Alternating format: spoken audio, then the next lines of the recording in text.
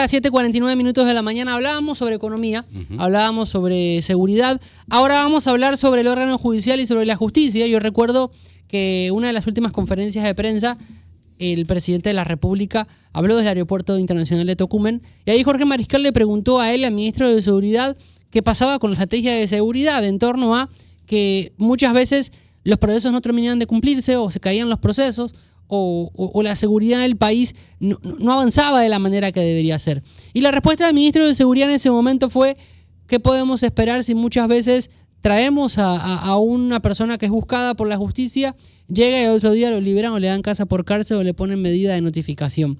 Y para entender un poco más el asunto, estamos recurriendo a uno de los abogados con mayor experiencia recorrida en nuestro país para poder entenderlo y hacer docencia. Está con nosotros el abogado Ariel Corbetti, a quien agradecemos que nos acompañe a esta hora. Abogado, buenos días, bienvenido. Bueno, buenos días, gracias Leonardo, gracias al panel, profesor. Buenos días a los que nos escuchan y gracias por la invitación a hablar sobre un tema del que poco se habla, aunque aparece todos los días en los periódicos. Y es hablar de la administración de justicia, porque a veces hay mucho ruido alrededor de este tema, sobre todo ruido que oculta los verdaderos problemas de la administración de justicia, porque confundimos, por ejemplo, seguridad con administración de justicia. Administración de justicia significa que un detenido es presumido inocente hasta que se le pruebe que es culpable. Que si la policía detiene a un ladrón, tiene que ponerlo a orden de las autoridades competentes para que sean juzgados. Y las autoridades del Ministerio Público deberán probar su culpabilidad. Nosotros a veces entendemos que una persona que es detenida o que es acusada o que es denunciada es casi automáticamente culpable de lo que se le acusa. Y eso yo creo que la ciudadanía debe tenerlo muy claro. Ahora, yo no soy especialmente abogado penalista ni estoy defendiendo ninguna causa particular, pero el Estado, desde el punto de vista de su funcionamiento, tiene que ser entendido por la ciudadanía. Tiene la función de administrar justicia a través de un órgano independiente, pero la policía no es una autoridad, es parte de los estamentos del Estado para mantener la seguridad y coadyuvar a la administración de la justicia. Son digamos que auxiliares de la justicia, como lo somos nosotros los abogados. Pero el hecho que la policía detenga a un maleante no significa que inmediatamente ese maleante es culpable de lo que se le está deteniendo. Tiene que haber un proceso y eso se llama debido proceso. Ahora, podemos discutir, y yo estoy de acuerdo que hay que examinar procedimientos, normas, políticas criminal, digamos que actitud de los jueces, formación de los jueces, honorabilidad de los jueces, pero yo creo que el funcionamiento como tal del órgano judicial y las responsabilidades de cada cual debe ser bien entendido. Dicho esto, yo hice unas notas que quisiera plantear aquí. ¿Cuáles son los defectos de la política estatal en materia de la administración de justicia? El primero es que no existe un Ministerio de Justicia. ¿Y por qué es importante un Ministerio de Justicia? No porque el Ministerio de Justicia vaya a administrar justicia, es decir si alguien es culpable o inocente o si tiene la razón o no. Eso es el órgano judicial. Pero la eliminación del Ministerio de Gobierno y Justicia y su reducción a la función de administración, es decir, gobierno, y la eliminación del cargo de justicia dejó un espacio y un vacío. Ese vacío, ¿cómo se ha estado llenando? Porque se ha estado llenando. Lo ha estado llenando la Corte Suprema de Justicia, y ustedes pueden ver que la Corte Suprema de Justicia ha asumido las competencias de reglamentar códigos, de reglamentar leyes, de poner exámenes de barra, que ahora se les eliminó, de asumir una especie de administración de presupuestos estatales para la administración de justicia y otras funciones parareglamentarias que pertenecen más bien a la administración pública. Todas esas funciones que está asumiendo la Corte Suprema, el Pleno de la Corte Suprema de Justicia, reglamentando leyes, son funciones típicas de un ministerio, a tal punto que entran dentro del debate del contencioso administrativo en caso de que alguien quiera impugnarlo. Eso es una anomalía, porque la administración de justicia debería dedicarse solamente a eso. El órgano judicial no debería ser un hiperministerio, y eso es lo que ha sucedido a raíz de la eliminación del Ministerio de Justicia, que debería estar encargado de planilla, vacaciones, sanciones de los jueces, contratación o despido, reglamentación de leyes administrativas y ética judicial y otras cosas más que deberían estar siendo administradas por un ente administrativo o gubernamental distinto. Pero, abogado Corbetti, la gente siente en este momento una desconfianza del sistema de justicia en nuestro país. Ha sido prácticamente por lo que ha ocurrido en los últimos años. Y esa desconfianza y ese desgaste no se va a poder reparar de un día a otro. Sí, es cierto, la ciudadanía desconfía, pero yo desde que tengo memoria, desde que estoy en la Facultad de Derecho, yo no he visto un termómetro de confianza que haya subido y haya dicho confiamos plenamente en el órgano judicial. Pero marca más la diferencia, porque sí, es verdad, hay gente que dirá desconfío y todo lo demás, y uno evalúa ese tipo de cosas, pero cuando eso viene de parte del Ejecutivo, del presidente o del ministro de Seguridad, las cosas ya cambian. Claro, porque es que estamos en la superficie del problema. ¿Y cuál es la superficie del problema? Que todo el mundo ve, soltaron al maleante, pero nadie sabe por qué lo soltaron. Le dieron casa por cárcel, le hicieron un acuerdo de pena. Bueno, pero debemos revisar eso. Debemos revisar el porqué de las cosas.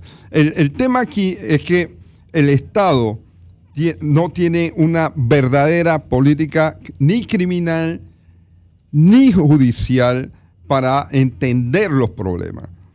Por ejemplo, y para darle la palabra, profe. Sí, porque le quiero hacer una pregunta puntual. Sí. Ajá. Aterrizo. Hemos visto que por un lado el gobierno es neutro en el debate judicial. Es decir, dice, yo no intervengo, yo no influyo, la justicia es imparcial.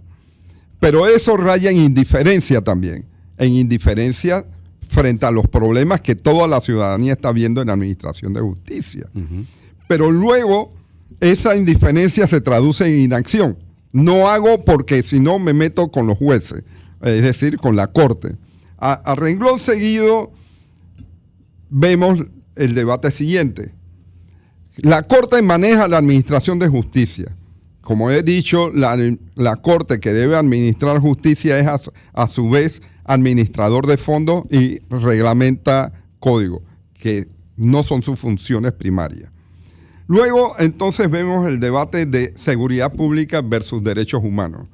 Vemos el debate de política criminal versus delincuencia. Y vemos el derecho o la función del Estado de reprimir el delito, pero que colisiona con el Estado de Derecho y las garantías fundamentales. Yo creo que este debate, que es el debate de fondo, no se está teniendo en la sociedad. Ariel Corbetti, placer saludarle. Gracias, profe. Yo tengo una pregunta que va dirigida de esta manera. Hay un descontento en la sociedad en el tema de lo que estamos hablando, la aplicación de justicia y todo lo demás. Y usted me dice, y yo comparto plenamente con usted, que en efecto se tiene que juzgar a la persona o se tiene que castigar, pero se tiene que comprobar su inocencia y todo lo demás. Es el argumento que utilizan los abogados, que es válido, obviamente, ¿no? Pero sí hay un hecho claro en este país, y es que la gente siente que la justicia le cae es a aquel que se robó la iguana, para llamarlo en buen panameño, aquel que se robó el celular, el pobre de este país. Pero a los grandes maleantes, ladrones y sinvergüenzas que se roban millones de dólares del Estado, esos van para su casa o esos terminan en renacer un par de días porque la administración de justicia no es capaz de llevarlo a la joya ni la joyita porque es un encumbrado de esta sociedad y eso hay que decirlo claro. Entonces aquí hay una distinción en la justicia de que al más pendejo se castiga y al más bellaco lo premiamos. Y aquí hay casos muy particulares recientemente de la Contraloría de 2 mujeres que se habla de millones de dólares y las mandamos para sus casas. Pero al otro que se robó el celular o al otro que se robó la iguana le metemos 7 años allá en la joya, la joyita y lo maltratamos. Entonces, ¿de qué justicia estamos hablando en este país? Que para los privilegiados es una atención muy especial y para el más pendejo sí lo castigamos. Esa es la justicia, porque eso es lo que estamos viendo en este país. Dígame a alguien que le haya robado al Estado que todavía esté purgando allá en la cárcel. Hablemos claro. Bueno, estoy de acuerdo y en desacuerdo con lo que usted acaba de decir. Estoy de acuerdo en el hecho de que la ciudadanía percibe, y es una realidad, la ciudadanía percibe que la administración de justicia en la ciudad de capital no es la misma que en la del interior. Estoy de acuerdo en que la administración de justicia para ciertos niveles sociales es diferente, es vista diferente de acuerdo a tu poder económico o social. Y estoy de acuerdo en que a veces los jueces o los fiscales miran con más benevolencia a aquellos que pertenecen a cierto sector social que a otros. En eso estamos de acuerdo y eso es y parte de los defectos. No debe suceder. Y eso es parte de los defectos que en efecto no deben suceder. La justicia debe ser imparcial, debe ser ciega, sorda y además debe ser dura. Pero a renglón seguido también tenemos la justicia benevolente que dice, es pobre, vamos a tratarlo suave. Entonces, tenemos todos esos defectos desde el punto de vista distinto en la administración de justicia. ¿En dónde no estoy de acuerdo con usted? Es que yo creo que la administración de justicia debe ser dura, imparcial. Claro. ¿Sabe por qué? Porque aquí debe haber el temor a cometer el delito. Debe haber el temor a entrar en el proceso judicial o ser investigado. Pero debe usted dice haber que no estás de acuerdo el conmigo. temor a la ley. Los ciudadanos, y lo ves en los periódicos, la cantidad de ciudadanos en todos los niveles, en la función pública o en la función privada, que están siendo procesados porque se cometieron delitos de fraude, porque alteraron escritura, porque comenzaron a inventarse modos para desviar fondos. Y esos no son grandes ciudadanos, son ciudadanos comunes, pero que pensaron que podían enriquecerse de una manera ilegítima y que nadie se iba a dar cuenta. Entonces, volvemos al problema. Esos son efectos de la causa primaria. ¿Cuál es la causa primaria? Que tenemos una ciudadanía y tenemos un país que está creando, por un lado, criminales y por el otro lado, mendigos.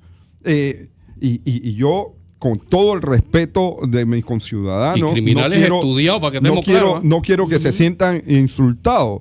Lo estoy diciendo en términos abstractos.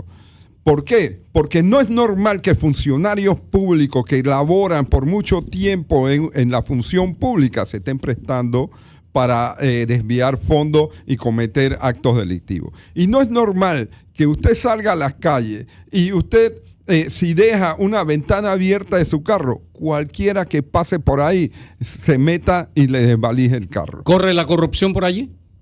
La corrupción es exactamente el mismo problema. ¿Por qué hay corrupción? Primero que nada, porque el ciudadano no siente la responsabilidad ética de no corromperse. O sea, nosotros podemos tener todo el arsenal de leyes, todas las policías, todas las cámaras vigilando a cada uno de los funcionarios. Pero si ese ciudadano quiere corromperse, no va a haber manera de evitarlo. Y la única forma de evitarlo es con un ciudadano responsable que diga no. Aquí yo estoy de acuerdo en que el Estado tiene responsabilidad en muchos de los problemas que usted ha mencionado. Pero no podemos dejar de ver que el ciudadano también es responsable. Si aquí los ciudadanos salieran a la calle a manifestar en contra de la corrupción, señor Corbetti, paramos la corrupción. Si los ciudadanos pararan las calles para bajar a un ministro o un funcionario corrupto, ¿y no le va a caer la policía de una vez? ¿Qué es lo que está pasando en este país? Pero es mejor salir a las calles a festejar cualquier cosa y hacer pan y circo que salir a luchar por un país decente. Exacto. Comparto con usted. La gente debería salir a pelear por esas cosas de manera decente.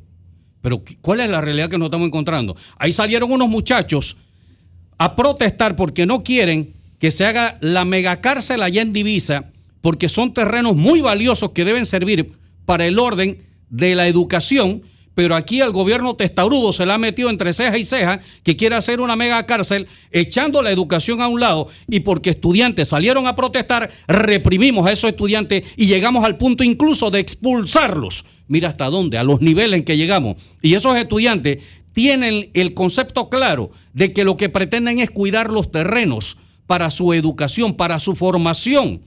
Pero entonces acá los reprimimos. O sea, mire hasta dónde llega, o sea, no estamos claros en que hay que entender y leer a esos estudiantes que quieren el bienestar para este país. Pero la acción inmediata es: vamos a reprimir.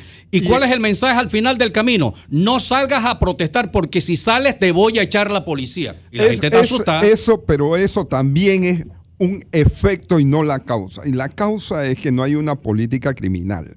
Y si tuviéramos una política criminal de Estado, donde el PRD, el panameñismo, todos los partidos, la sociedad civil y gente como yo, común y corriente, nos sentáramos a definir qué tipo de política criminal, cómo atacar la criminalidad y, entre otras cosas, dónde establecer las cárceles, no tendríamos este problema. Pero porque podríamos estar debatiendo dentro de ese grupo dónde poner una cárcel. Yo no conozco en detalle el proyecto de las cárceles, dónde ponerlas, pero a mi entender, y yo, con todo el respeto de los que defienden a los criminales, yo pondría una cárcel en la última isla de San Blas. ¿Usted está de acuerdo conmigo que abran Coiba?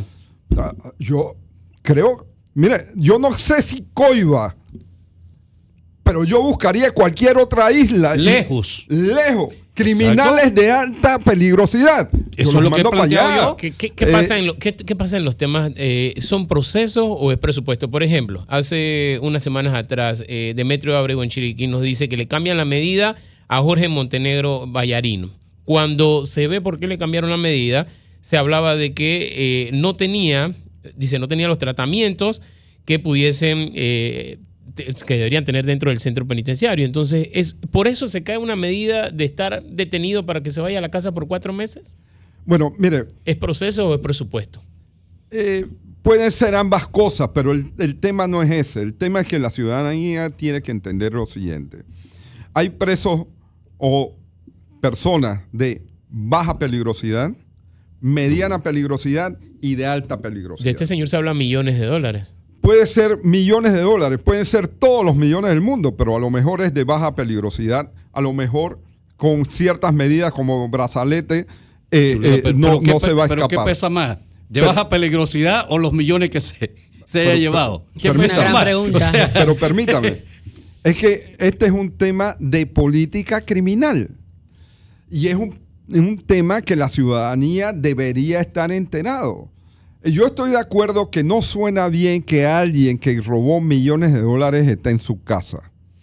Pero en este país no hay cárceles de baja criminalidad, de baja peligrosidad, perdón. Por ejemplo, en los países europeos, usted tiene incluso cárceles llamadas cárceles abiertas, donde los ciudadanos van a trabajar y regresan a dormir. De acuerdo al nivel de peligrosidad y, por supuesto, al nivel de delito que se cometió. Ariel, pero va a haber que clasificar la palabra peligrosidad, porque si la vamos a hablar en función de que no, es que es peligroso porque me puede matar y puede dar golpe, no, pero eso es peligrosa robando. Sí, pero ahí habría que hacer un cambio en el mismo sistema. Exacto, el término yo creo que hay que saberlo definir. Pero voy a lo siguiente.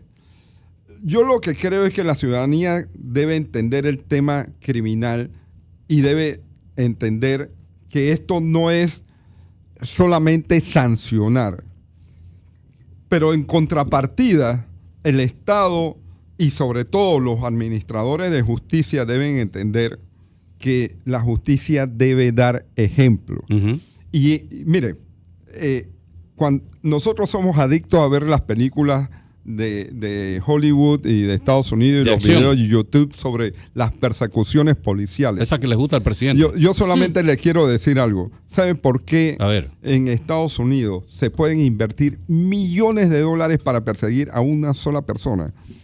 Y es porque el Estado quiere dar el ejemplo, que no seas quien sea y estés donde estés y hagas lo que hagas, si hiciste algo indebido, la justicia te va a caer. Doctor Corbetti, el tema es amplio y da para mucho. Ojalá podamos contar con usted nuevamente aquí en Estudios y obviamente posterior al informe de la Nación del Presidente de la República mañana para poder intentar entender. Va a ser una conexión mañana vía Zoom para que no tenga que venir hasta acá y poder escuchar su opinión respecto a los temas de la justicia que aborde el presidente mañana. Sí, los toca. Yo los con toca. gusto, Sí, los toca. cuando me inviten, yo vengo, no tengo Y ningún ya hay problema. gente hasta ahora 8 y 11 que ya le hicieron caso. Dice que en Vista Alegre están cerrando los paños. La gente protestando No puedo por con falta esto. de agua. Falta de agua. Sí, Doctor falta de Ariel agua. Corbetti, gracias por estos Por minutos en falta de Radio agua. Panamá. Gracias, Ariel. Con mucho gusto. Hasta Profesor, luego. lo escuchamos y lo vemos a las 3 de la tarde. A las 3 de la tarde en Hablemos Claro y Ariel me da pie para seguir debatiendo sobre ese tema a las 3 de la tarde y sobre todo anticipar lo que va a plantear el presidente de la República mañana en ese discurso a la nación, que para mí, Ariel, nada extraordinario, nada nuevo, ya no es una cosa que impacta en el país, porque lamentablemente en 2 salidas, bueno, en la primera, esta es la segunda, Ujú.